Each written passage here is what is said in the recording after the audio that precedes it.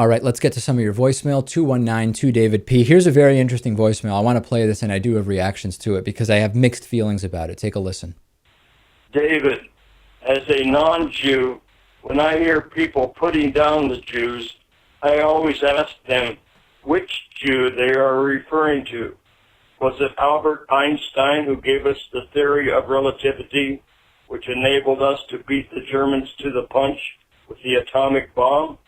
Or was it that money-grubbing kike, Jonas Salk, who could have made millions selling his polio vaccine, but instead chose to give it to the world for free? The list of prominent Jews is endless. Less than 2% of America's population, yet they are always in the top tier. FDR should have opened our borders to all Jews after World War II. But instead we created the country of Israel, which has been the bone of dissension ever since. The Jews are a gift to America. All right.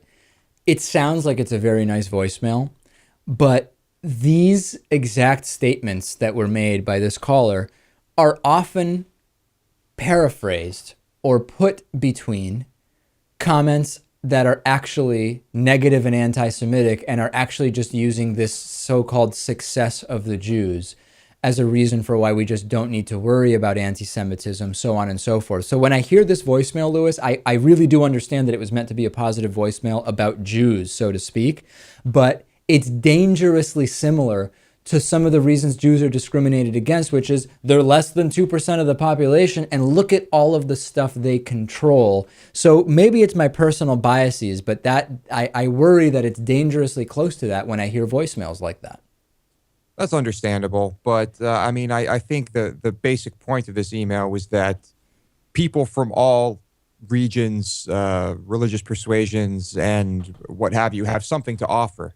And you shouldn't persecute any of them. Absolutely. And to that extent, I support what the voicemail says. And it's not an attack on this individual viewer. It's simply that it's important to note that sometimes voicemails that are similar to that are actually a type of anti-Semitism and stereotyping. On today's bonus show, the New York City soda ban is struck down again. An Inca mummy reveals some interesting details about child sacrifice in South America. And also, Russia wants to ban swearing on all social media. We'll talk about obscenity and dirty words and all that type of stuff. Get the bonus show, davidpakman.com/membership. Not only do you get to access the bonus show, audio or video, whichever is your preference, you also support the David Pakman Show, which is mostly funded by individual viewers. That's it for today. Great to have you with us today. We will be back tomorrow with some big announcements on tomorrow's bonus show. See you then.